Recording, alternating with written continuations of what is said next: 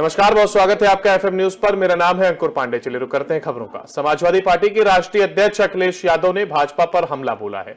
उन्होंने कहा कि भाजपा को सबसे ज्यादा किसानों की मदद करनी चाहिए, इसलिए मदद करनी चाहिए कि ओलावृष्टि, आंधी तूफान से किसानों का बड़ा नुकसान हुआ है। प्रधानमंत्री जी ने कहा था कि फसल बीमा से फसलों में नुकसान की भरपाई होगी। आज सरकार की तरफ किसान देख रहा है। पूरी लागत से किसान ने फसल तैयार की, फसल की कीमत नहीं मिल रही। कहा फसल बीमा योजना किसानों की मदद के लिए थी या उद्योगपतियों की मदद के लिए है।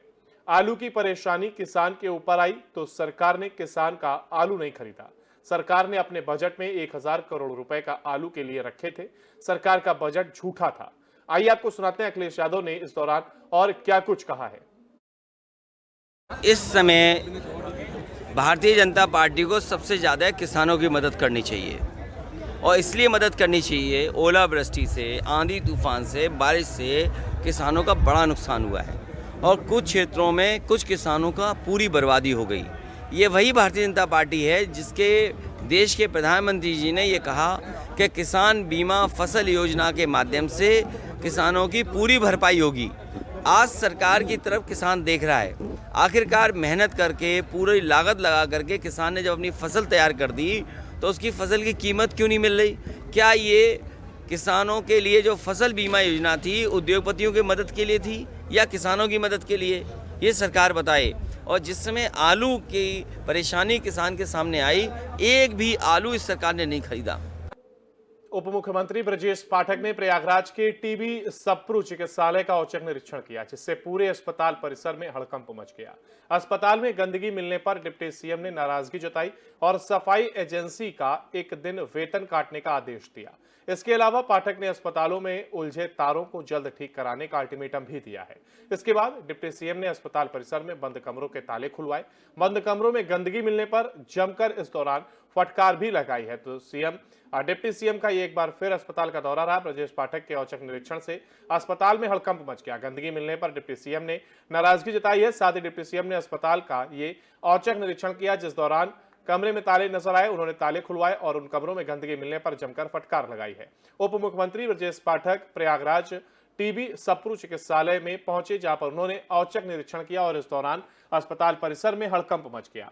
हालांकि अस्पताल में गंदगी मिलने पर डिप्टी सीएम ने नाराजगी जताई और सफाई एजेंसी का एक दिन का वेतन काटने का आदेश दिया है। इसके अलावा पाठक ने अस्पतालों में उलझे हुए तारों को जल्द ठीक कराने का अल्टीमेटम भी दिया है। इसके बाद डिप्टी सीएम ने अस्पताल परिसर में बंद कमरों के ताले भी खुलवाए और बंद कमरों में गंदगी मिलने पर फटकार भी लगाई है।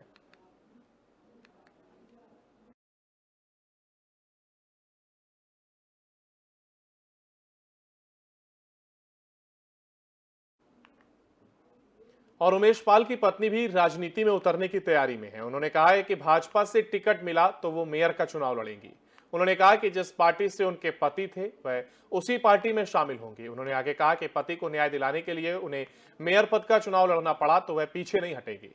सोशल मीडिया पर जयापाल के मेयर का चुनाव लड़ने का पोस्टर वायरल हो रहा है।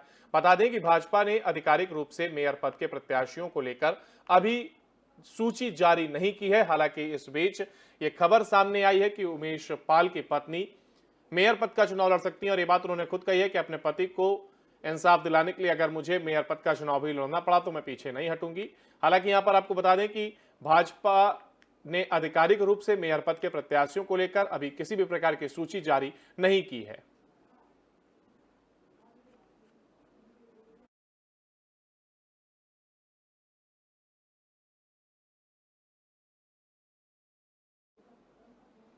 और मुजफ्फरनगर के चरथावल थाना क्षेत्र में दो सगी बहनें हाईटेंशन तार की चपेट में आ गईं, जिससे एक बालिका की दर्दनाक मौत हो गई। तो वहीं घटना में दूसरी बहन भी बुरी तरह से झुलस गई है।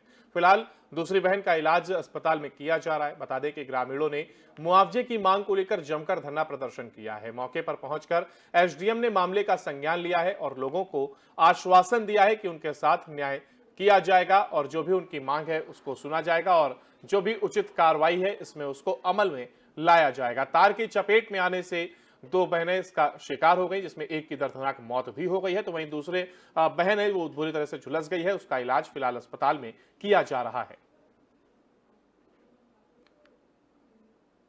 ये गांव कसेरुआ है, यहाँ पे कसियारा।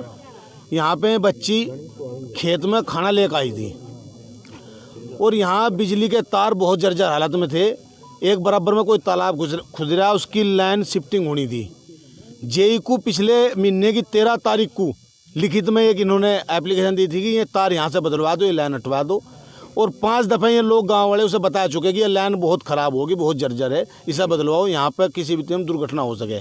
लेकिन वो जेई इतना भ्रष्ट जेई है, इसी भ्रष्ट पड़ने में वो दूसरे बिजली घर आता था जाने थे, और यहीं आके से वो यहाँ लूट मचानी शुरू करी।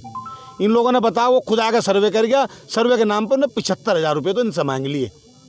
उसका आज नतीजा है कि ये 2 बच्चियाँ, 4 बच्चे थे, ये 2 भाग्य बच के बेचारे, और ये 4 बच्चे इसमें जुड़ी, 2 बच्चे इसमें जुड़ी जी। एक की हालत बहुत गंभीर है, भगवान से हम दुआ कर रहे हैं कि उसकी जान बच जाए, वो मेरठ में।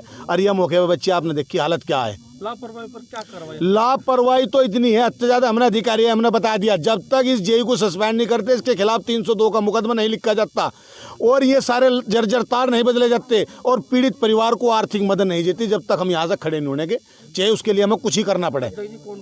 जी हम तो ये कार्रवाई चाहे जी, इन्हें सजा हो जी। मैं गरीब आदमी जी, देखो ना मेरे पास पैसा है इलाज के लिए, न कहीं के लिए जी।